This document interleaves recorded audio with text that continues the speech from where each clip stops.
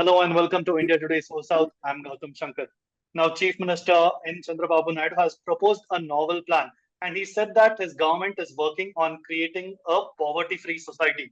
Now, he has called on India's top 10% to adopt the bottom 20%. He has asked them to guide and mentor the poor to bridge this gap between the haves and have-nots. Has also called for Indian corporations' close involvement in what is termed as the public-private people's partnership, or the 4P P4 policy. Now, reacting to this, former Infosys CFO and chairman of Iron Capital, Mohandas Pai, has responded on Twitter, or X as it is known right now, and he said that it's the right way to go, and tagged Chandrababu Naidu, and he said that if 5 crore IT taxpayers adopt one poor family each, do a monthly direct benefit transfer of at least 5,000 rupees to them, we can eliminate the poverty along with government programs. So I'm joined in by Mohandas Pai himself to discuss more on this. So, Pai sir, if you could just expand and tell us if this P4 policy, can it be a reality in India? Look, after 1991, when India opened up, about 50% of India's population today has done extremely well. These are the people who work on industry and services. 50% of India's population, slightly less, 46%, depend on agriculture. Their income has not grown in the same proportion as the people dependent on industry and services. India's per capita income today is about 2 lakh rupees. But for people who depend on agriculture, the per capita income is around 75,000 rupees. From 2020 till 2024 is grown by 17,000. Whereas for people dependent on industry is grown about 55,000 and services about 1 lakh in 4 years. So the benefit of high growth is coming to the top 50% of population. Forget the top 1%, 2%, top 50% of population. And the bottom also is growing. It's not that they're not growing, but they're not growing at the same pace or in the same absolute amount, because being dependent on agriculture, you cannot earn more. They have to shift to industry and services, and the shift was going on at 1% a year for the last 20 years. But in COVID, last 5 years, it has remained stagnant at 46, 45%. We'll see the new data for 24 in the PLFS, and then we'll see the number. So I think we are now seeing politically this is beginning to hurt, because all political parties are saying that you must give them DBT, you must do this, you must do that. They're doing all kinds of freebies, and that will hurt India, because the most important thing for the country is generation of jobs. For generation of jobs, we need investment in infrastructure, growth and development. So I think it's a good idea of Naidu Garu to call upon the top 10% of India, namely the income tax payers, to do their bit. For example, there are 8 to 9 crore people who pay taxes or file returns. About 5 crore pay taxes. If each one of the 5 crore adopt one poor family and say do a DBT of 5,000 rupees a month for 5 years, that will change the situation, because these people will get free ration, they're getting a house, they're getting everything else. They want some money in the bank to meet emergency and to keep body and soul together. They're also earning, but not earning enough. They have to provide for the children's education. And this will show the commitment of the top 10% to the country's future and growth. And this will show the society cares, because the society can come up if all of us participate in helping the people who are not growing at the same pace. For example, for the last 2 years, I've been personally funding a DBT program. Today, I sponsor 100 families every month. I sponsor personally 100 families every month through a social organization in Bangalore, and that's working very well, where I give them money and they identify the poor people, visit them, talk to them, and give them money in return. And over 6 to 9 months, make sure they're skilled, that they get a job, or the confidence level goes up. Now, we need to find a social organization in between who can do all that and help them. At the same time, if each one of us adopt, now every taxpayer can adopt their house help, they can adopt somebody, the vegetable vendor, they can adopt somebody nearby, or do something, or work to an NGO to do it. And I think the Crorepatis are the people who are billionaires. They must adopt some 10,000, 20,000 families. Now, if you're worth $1 billion, why can't you adopt, why can't you say give about 50 lakhs?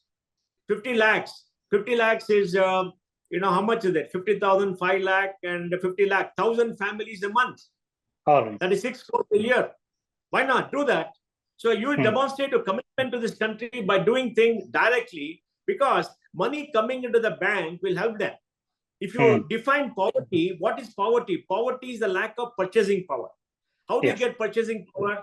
By a skill, or by a job, or by your education, or something else. So there are a lot of poor people who don't have skills, who are not well educated, who do manual labor. Otherwise, they don't get their job throughout the year. They're not reasonably well paid, right? Many of them are distressed. Now, if you fall ill, you are in trouble. Something happens, you are in trouble. They have no staying power. So they require some kind of security. And if you do a DBT, it must be done for 5 years, not 1 month, 2 months. Commitment for 5 years. Because in 5 years, the situation will be very different. And you do it for 5 years, you can change the future and give them security. Because they need some security, some money is going to come. And I think it's extremely important that we do it rather than make the government do it, because then there'll be leakages, there'll be all kind of political fights. It'll be irreversible. And after 5 years, you can make sure that I'm sure half the families or 60% of the families will do very well because they have security. And then I think you can stop the program. They'll be sitting on the feet. And you must do it in an anonymous manner. That means you must respect them. Because taking money is not easy. You must not make them feel that you are doing them a favor. You're not doing a favor. You're doing a favor to yourself. In our country and our culture, the person who takes is always bigger than the person who gives. Because the person who takes is doing a favor to the person who gives, because the person who gives is a person who has done well, and he has a duty and obligation to help others who are not done well. That's our culture and civilization. So we must do it in an anonymous manner, in a manner where we don't hurt their pride, we don't make them feel small, and we give them respect. And that's why you work to a social organization, give money and do a DBT. And when the DBT comes, you must not know who has given the money. So they know only social organization. But I think we can solve a problem.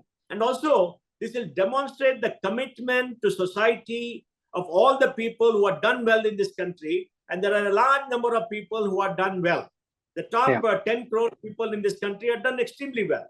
And they're going to do better in the next 5 years. So I think it's a fantastic program. I want to commend Naidu Garu. And I hope Prime Minister Modi will take it up. And Prime Minister Modi should take a call to all citizens of the country. Please adopt one poor family. Help them for 5 years. Do a DBT program. And let us build the future together. Remember, when he gave the call for people to give up their gas stove, about 1 crore people give up the gas stove, right? Exactly. So people listen to our leaders. And I think Naidu Garu has done a great job. So I would expect Prime Minister Modi to take it up. And if 5 crore people can do it in the next 2 years, we will change the future of this country. And we don't need all this debate, all these doles and all the things that Karnataka is doing, Maharashtra is doing, etc. Then people will stand on the feet. Because the most important thing for poor people is self-respect. Yeah. And their self-respect is hurt and damaged because they got nothing, or they got very little.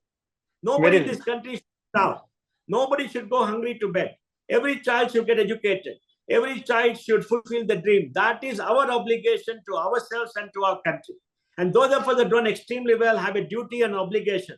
23 years ago, we started Akshaya Patra in Bangalore.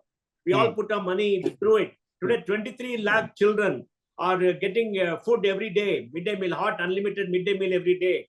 400 crore meals have been done. It's a great program for 2 generations. We need programs like that funded by the top 10% of this country, and then we can transform society and grow together. Right, Mr. Paisa. Point noted there. Now, as you said, there's a requirement of political will as well, because when Naidu spoke about this, he called it the P4 policy, public-private people partnership. But another P is needed in the form of political will as well, isn't it? Because let me just also remind that the union budget is also coming up on July 23rd. Would you want something to be included on this form in Nirmala Sitharaman's proposal as well, saying that because this right now the government has the mandate for 5 years, your key ally in Chandrababu Naidu is asking for this. Wouldn't be a great revolutionary move if it was included in the budget as well, Mr.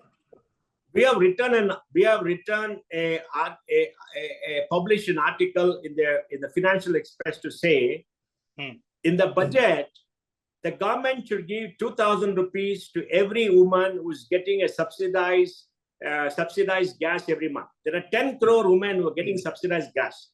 The government should give them 2,000 rupees a month starting from maybe October or September, right? As the DBT program to them, so they get money in the bank. And the reason is, today, RBI has given a dividend of 2,11,000 crores. Along with the dividend from the public sector, the government may get 3,50,000 crores.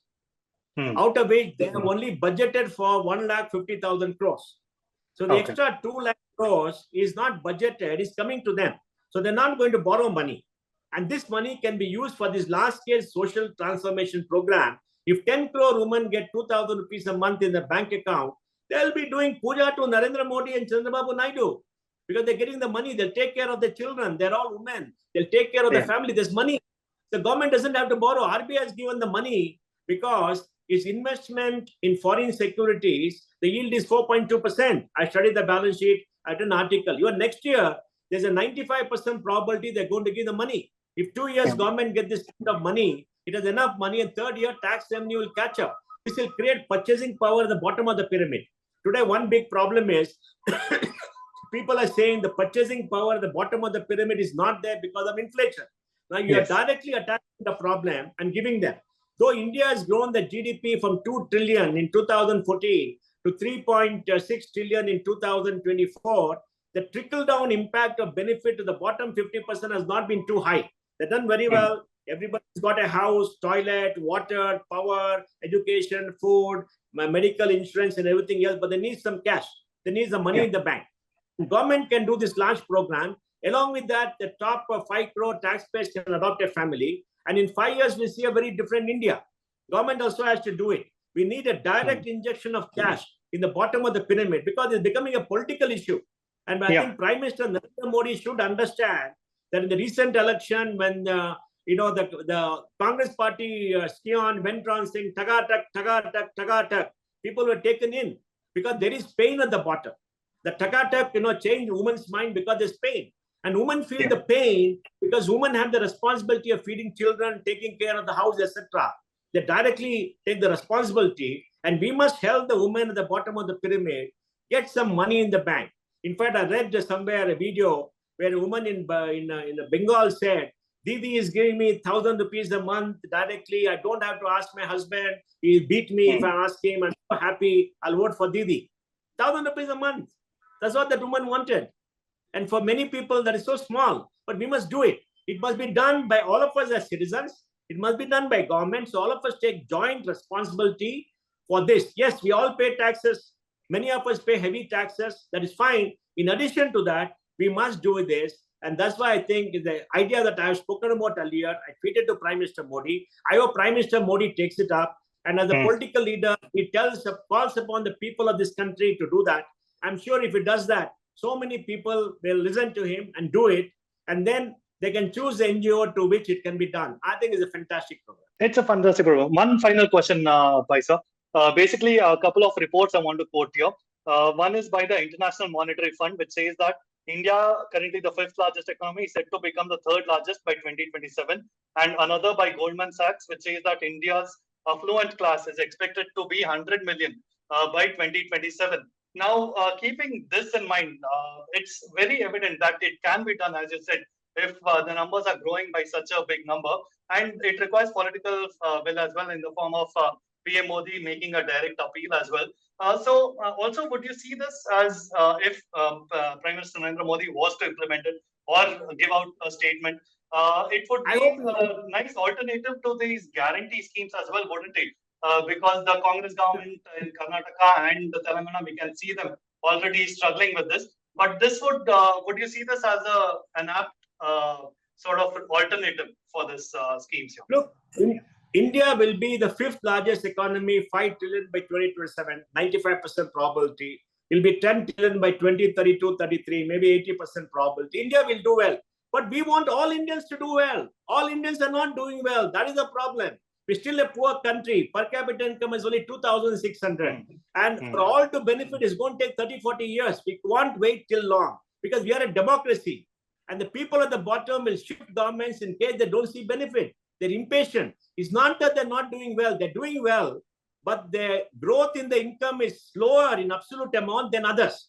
That is the pain. And the difference and the delta is growing very rapidly. because more well-educated, well-skilled people are getting the full benefit of liberalization. Others are getting a smaller benefit because they depend on agriculture. Agriculture is not paying. So IMF will say this, everybody will say this, but we want our people to do well. We want everybody to have enough to lead a decent life. And for that, all of us have to chip in and all of us have to do it. And the trickle down will not work. Yes, Modi will give them a house, will give them a toilet, everybody will have shelter, everybody will have necessities of life. But the necessity of life also means cash in the bank, money to spend. So they can do all the small things that they want to do. And there's a limit to how much government can do. So we must do our bit. If we do a bit, our future will be better. Today, all the leftists and companies are calling for huge taxes, saying, oh, these are all rich because they want to tax and destroy the economy. Because, they're very jealous of people who have done well. They believe tax and spend, tax and spend. But that is not the solution. We need very good infrastructure. We have to invest. We need productivity. We need good education. We need the creation of jobs.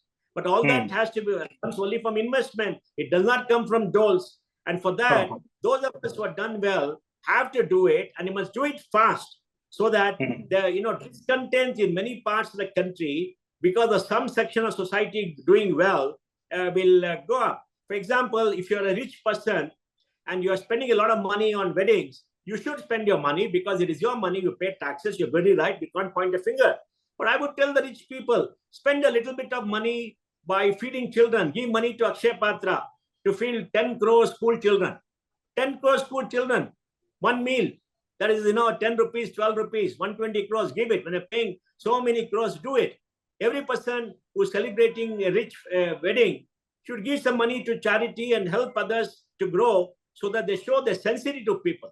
So the sensitivity, those people who are not doing well is something all of us need to demonstrate. All of us do well because we want this country to come up. We want everybody to come up. Remember, our Ram temple is come. Bhagwan Sri Ram has come home after 500 years. Now we pray for Ramaraja. Ramaraja is a place where everybody's dreams are realized. It's a place where society has enough for everybody. Not for everybody's greed, but enough for everybody to be happy. And we must do that. It is our duty as people who have done well, who have been educated public costs. Of course, we pay taxes to give back more and more. I've been doing it all my life for the last 35 years. Now I'm doing this DBT program. It gives me great happiness. I wish I can sponsor more families. So I call upon everybody who has done well, the 5 crore taxpayers, take up this challenge, adopt one family, train, educate the children, give them a good break, and you'll get the satisfaction, happiness like nothing else can give you. All right. Thank you so much, Mr. Mohandas Pai, for sharing your views and insights on how this P4 process could actually benefit India and the laying out a vision ahead for the citizens as well. Thank you so much for joining us on this discussion, sir.